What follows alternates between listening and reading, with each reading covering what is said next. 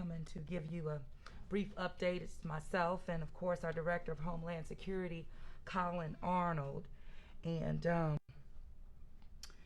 so what we know, and I'm sure you all do as well, but right now Marco continues to weaken and is not at a level of threat that we anticipated with Marco. However, we want to be prepared for Laura, which is likely to make landfall on Wednesday. So we are in no way out of the woods.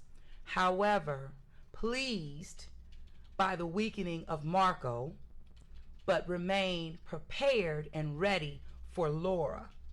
I really want to thank all of our residents for paying attention, heeding all of our warnings, and taking the necessary precautions to keep themselves safe as well as their neighbors and throughout the city of New Orleans. I really am so pleased, surprised. But you know, it's always good to acknowledge the work of our people, and especially in the midst of these threats, and definitely still in the midst of this COVID-19 pandemic. Currently, New Orleans is not in the direct path in terms of Laura. However, that could change. We know this situation continues to remain fluid. And so just because we're outside of the cone doesn't mean, again, that we cannot be significantly impacted, and we're prepared for that. So I want everyone to stay vigilant and to do not let up. We are where we need to be in terms of preparedness in our city and what we're seeing from our residents. Now, I have to say, we did have an 18-wheeler parked on our neutral ground earlier this morning. We were able to, working together with our departments, get the owner of that 18-wheeler to move his equipment off of our neutral grounds. The neutral grounds are not for 18-wheelers.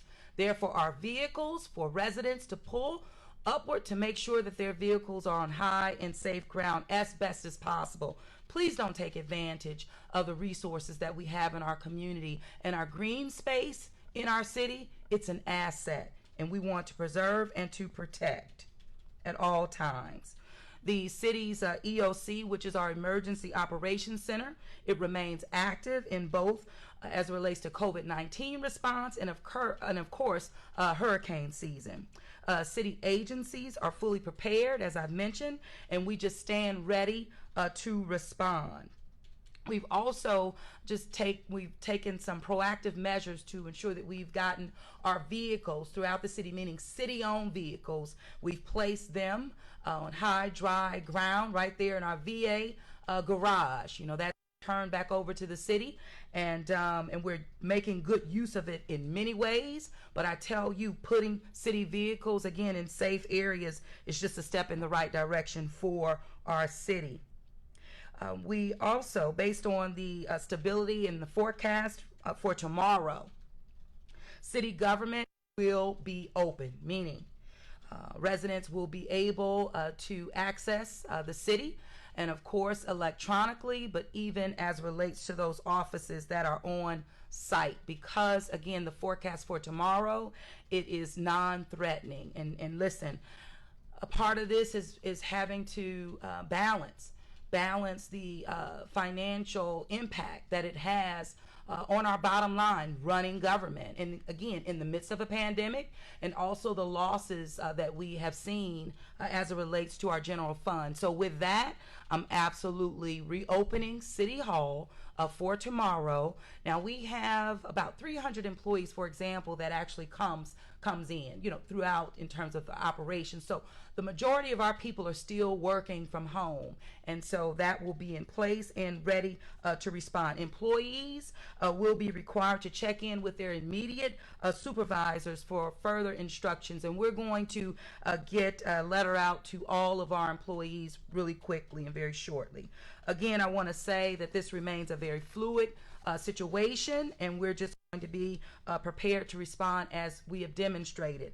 The boil water advisory has been lifted up for the lower Ninth Ward, and I just want to thank our partners for ensuring that that happens sooner rather than later, because it was just a very quick drop, and therefore levels were elevated pretty quickly.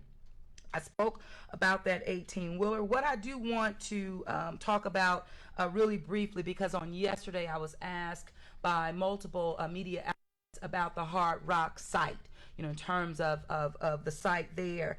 And it continues to remain a risk for us in regards to public safety, because the building continues to be unstable. So because of that, the New Orleans Fire Department continues to be the lead, meaning on site, on the ground, to ensure that our people are safe. Of course, it has been decommissioned, just like every site throughout the city of New Orleans, but I was asked questions specifically about Hard Rock, and I just wanted to give you an update. Remember to text Laura 888-777 for real-time updates coming from Homeland Security and our EOC office.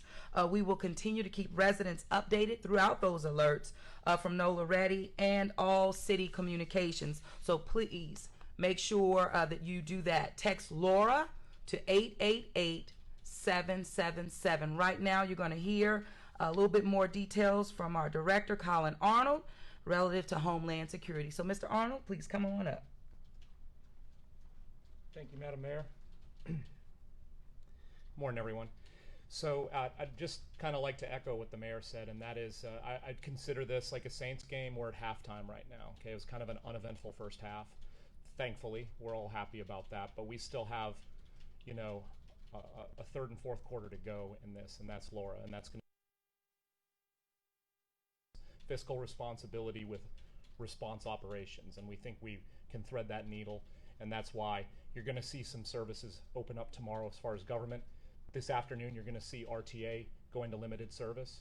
Tomorrow normal service just for Tuesday. You're going to see sanitation doing their normal pickup on Tuesday. If you have a Tuesday pickup, put your bins out, but I just ask regardless, bring those bins back in to your property line once that's accomplished, because we don't want those becoming floating debris hazards with the potential of street flooding for Laura. And so you can, again, text Laura to 888-777. We've had over 90,000 people sign up for alerts. At NOLA Ready is our social media presence, and ready.nola.gov. And I think that's about it. You want to just give them an update on the feeding program? Oh, yeah. Thanks. So the feeding program has, the COVID-19 mass feeding program has actually been occurring throughout this. They will deliver today and tomorrow in anticipation of doing an extra delivery tomorrow to make sure people are good through the Thursday, Friday time period. But that has not ceased.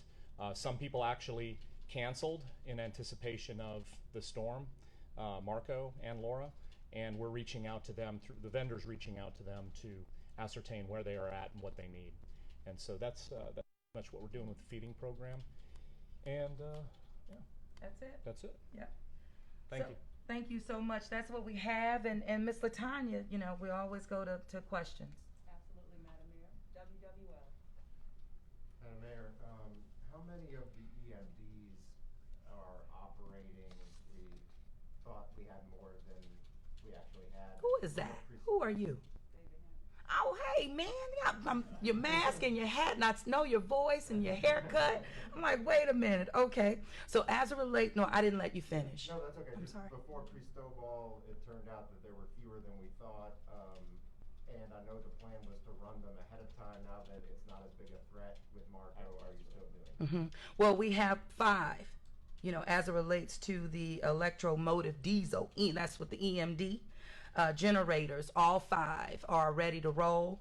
And I said this to the public. I know when we were testing them, it was the noise. It was a problem, but it is imperative that we have these EMDs at our disposal in the event of a rain storm coming our way. So we are fully prepared, and yeah, I'm excited about it actually. But they're running now in preparation for Marco, or have they been pulled back and then will go on for Laura? Well, remember now, they've been in position to respond to whether Marco or Laura.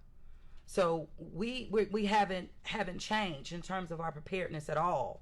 So while we know that Marco has weakened, we still have to be ready again for rainfall. And so we do believe with Laura we'll get more, anywhere 4 to 6 inches. But EMDs are in place and they will remain in place. Anything to add on that, Colin? I would just say, if the question is, do they run all the time? They don't. They don't. They're on demand power and utilized when Sewage and Water Board deems it necessary. So the decision hasn't been made to run them proactively, I guess is the question. No, you run them. You run them at the Right. time that they're needed. We don't need to run them now when there's no rain. And so the thing is that they're in place when we need to trip them on, and we're prepared for that. And that is the ultimate goal, to ensure that we have the redundancy of power needed so that we can keep pumps working. WWNO. So I'm wondering, now that Marco shifted course a bit, what's the main thing that y'all are worried about more than anything at this point, with threats from either store? Well, at this point, one, it's thankful that Marco weakened, but very much prepared for Laura, which it continues to remain a very fluid situation, but an upward of 6 inches of rain is a big deal. We want Laura to continue to kind of move. We definitely we don't want her to sit over us. There are potential chances for large outbursts, you call them, or rain bombs. I know they're typical terms used as it relates to that we're always concerned about, because it's that rate of water, how fast we get it, which will have an impact on how fast we can drain our city. So that's what we're worried about, and always worried about just, our infrastructure. Our system is old and antiquated. And there's always room when you're dealing with a system like ours for things to trip up. But it's making sure that we're taking all the necessary precautions, and we are, that we have our EMDs in place and ready to roll, that yes, we've proactively turned them on, kicked the tires a bit, and know that they are ready to roll. And we'll continue to move on. We have our turbines 1, 3, 4, and 6, it's a pumping station, DPS 4 as well. So we're pretty confident. Our employees are out there working, aggressively as it relates to catch basins and, drainage catch basins. And it's not that, you wait till a storm to do it. No, we do it all the time. However, and so we will continue to do more, especially as we're hearing from residents in maybe some areas that say, just come check mine. And those are the areas that our teams are focused on very heavily. WBSU. If you could just share some tips to residents on what they could be doing right now to prepare. What residents can do right now to prepare is that, one, make sure that they're prepared for power outages. Have your what do you call them? Your flashlights and all those things, your batteries, things that can give them information in real time. Of course, securing anything outdoor, bringing those trash cans in. As Colin mentioned, we will have pickup for tomorrow. We did not for today, based on what we were preparing for. So we did have residents that put their cans away, for today. We need those residents to pull those cans in, because they will not be picked up on tomorrow just because the cancellation was for today. So those regularly scheduled for pickup on Tuesday, they're welcome. Please place your cans out and quickly bring them back on in after pickup. For those residents, unfortunately, who were not able to have their garbage collected today because of, again, this threat, we need you to bring them in and keep them in until your next scheduled pickup day. And we'll inform our people, as we move through these events and based on what changes that the city will have to make at that particular time. Definitely. One more question. If you could just talk about the pumps. Are all of them fully working right now, fully operational? 99, yes ma'am. All of our pumps are fully operational. We had pump E at DPS 4 that was brought back online as well, and ready for service. Turbines 1, 3, 4, and 6 are available, and of course our EMDs to help us with redundancy, and that is a key need based on the implosion of one of our turbines in December. The Advocate. Can you also speak to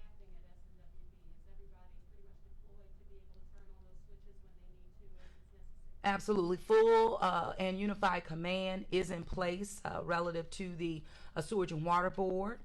They are connected to our unified command in terms of our EOC, also DPW. You know, we can see our pumps in real time working, you know, with the technology that our administration has been able to have in place. And so we're very confident we have the manpower that we need. And I'm just making sure I'm doing my rounds, talking to my folks, keeping them motivated, and say, hey, we need to do our part every step of the way, and that's what we're prepared to do. WGNO? Okay. Telemundo? Okay. WWO? Real quick, just, I know you have DPW projects underway to Yes. improve drainage. Yes. Is going to be an issue for preventing flooding during, you know, if the storm hits us? Well, to be an issue, I'm not sure what the question is, but I can tell you in terms of being an asset to our system of draining water in our city. They're working now. So like Pontilli, for example, we saw this, you know, at work in real time, how it held that water and it kept that water from going into drains. So we do have green infrastructure projects that are underway, but are doing what they're supposed to do even before they're in full completion mode. Even this morning, I signed the final CEA agreement for Miraboo. You know, it's underway now, but there was another step. But we're continuing to push these projects along because at the end of the day, this is about our entire system that will drain this city. That is not just Sewage and Water Board. It is the green and blue infrastructure that we're putting in place right now. We'll continue to make sure these projects are activated and gets really back into commerce or get into commerce sooner rather than later. Other questions? Madam Mayor? Thank you all so much. Really appreciate you.